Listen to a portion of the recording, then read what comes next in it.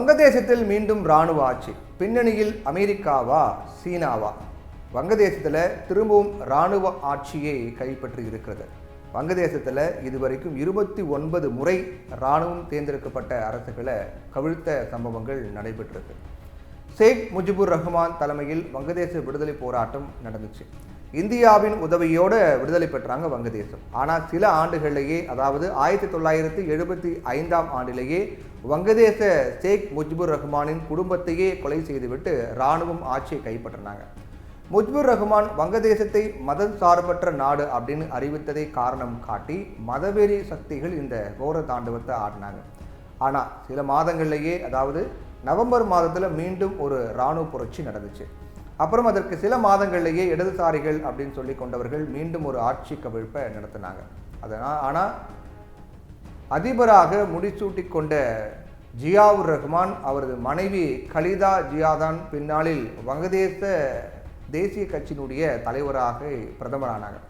1980ஆம் ஆண்டு ஜியாவுர் ரஹ்மான் இராணுவ அதிகாரிகளால் கொல்லப்பட்டாங்க. இப்படியாக வங்கதேசத்தின் 29 முறை ஆட்சி கவிழ்ப்பு நடந்திருக்கு. இப்போ ஷேக் ஹசீனா குறிவைக்கப்பட்டு நாட்டை விட்டு விரட்டி அடிக்கப்பட்டிருக்கிறார். அவர் அகர்தலாவில் தஞ்சமடைந்திருக்கிறார். ஷேக் ஹசீனா வங்கதேசத்தில் 1971ஆம் ஆண்டு விடுதலை போராட்டத்தில் உயிர்நீத்த தியாகிகளின் வாரிசுகளுக்கு 30% இடஒதுக்கீடு வழங்கப்பட்டதை எதிர்த்து கடந்த ஜூலை மாதம் மாணவர்கள் போராட்டத்தில் குதிச்சாங்க. அந்த போராட்டத்தில் பிரதமர் ஷேக் ஹசீனா ஆதரவாளர்களுக்கும் போராட்டக்காரர்களுக்கும் இடையே கூட மோதல் நடந்துச்சு. இந்த போராட்டத்தில் நடந்த வன்முறையால் 200க்கும் மேற்பட்டோர் பலியானாங்க. சுமார் 10,000 பேர் சிறைப்பிடிக்கப்பட்டாங்க. அப்புறம் இடஒதுக்கீடு 5 விழுக்காடாக குறைக்கப்பட்டது. பின்னர் ஊரடங்கு அறிவிக்கப்பட்டது. அப்புறம் நிலைமை ஓரளவுக்கு கட்டுக்குள்ளே வந்துச்சு. ஆனால் மீண்டும் கலவரம் வெடித்து 9 பேர் வரைக்கும் பலியானாங்க. ஆளும் கட்சி அரசு அறிவித்த பெரும்பாலான இடஒதுக்கீடு அளவை குறைத்த போதிலும் போராட்டத்தில் கொல்லப்பட்ட மாணவர்களுக்கு நீதி கிடைக்க வேண்டும், ஷேக் ஹசீனா பதவி விலக வேண்டும் அப்படிங்கிற கோரிக்கையோட மாணவர்கள் ஆர்ப்பாட்டத்தில் ஈடுபட்டாங்க. போராட்டக்காரர்களுடைய ஒரே நோக்கம் ஆட்சி கவிழ்ப்பு தான் அப்படின்னு இப்போ புரிந்திருக்கிறார். இந்தியாவின் ஆதரவு பெற்ற ஷேக் ஹசீனாவை பதவியில் இருந்து இறக்கிவிட வேண்டும் என்பதுதான் அவர்களுடைய நோக்கமாக இருந்துச்சு. நான் மோதல்களை விரும்பலை, மாணவர்கள் போராட்ட அமைப்பின் தலைவர்களோட அமர்ந்து பேச விரும்புகிறேன் அப்படின்னு ஹசீனா தெரிவித்திருந்தார். ஆனால் மாணவர் போராட்டக்காரர்கள் அந்த அழைப்பை நிராகரிச்சிட்டாங்க. இதிலிருந்தே போராட்டத்தின் நோக்கம் ஷேக் ஹசீனாவை வீழ்த்துவதை தவிர இடஒதுக்கீடு, கொல்லப்பட்ட மாணவர்களுக்கு நீதி என்பதெல்லாம் அதற்கு கூறப்படும் காரணங்கள் தான் அப்படிங்கிறத புரிஞ்சு கொள்ள முடியுது. அதே நேரத்தில் வங்கதேசத்தின் பொருளாதார நிலைமை என்ன என்பது குறித்து இப்போ நம்ம கவனிக்க வேண்டியிருக்கு. வங்கதேசம் ஆயத்த ஆடைகள் அப்படின்னு சொல்லப்படக்கூடிய அதோடைய ஏற்றுமதியின் அதிகார மையமாக மாறியிருக்காங்க. இது உலக சந்தைக்கு சுமார் $40 பில்லியன், இந்திய மதிப்பில் 3.3 லட்சம் கோடி.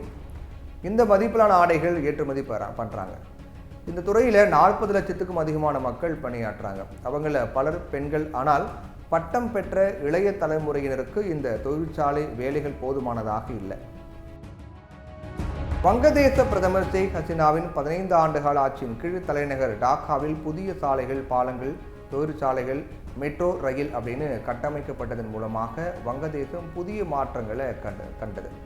கடந்த 10 ஆண்டுகளில் வங்கதேசத்தின் தனிநபர் வருமானம் 3 மடங்காக அதிகரிச்சது. கடந்த 20 ஆண்டுகளில் 2.5 கோடிக்கும் அதிகமான மக்கள் வறுமையிலிருந்து மீண்டாங்க அப்படின்னு உலக வங்கி மதிப்பிட்டிருக்காங்க. 17 கோடி மக்கள் வசிக்கக்கூடிய வங்கதேசத்தின் விடுதலைக்கு இந்தியா தான் பேருதவி புரிந்தது அப்படிங்கிற போதிலும் அந்த நாட்டில் முன்னாள் சர்வாதிகாரி ஜியாவுர் ரஹ்மான் உருவாக்கிய வங்கதேச தேசிய கட்சி, முன்னாள்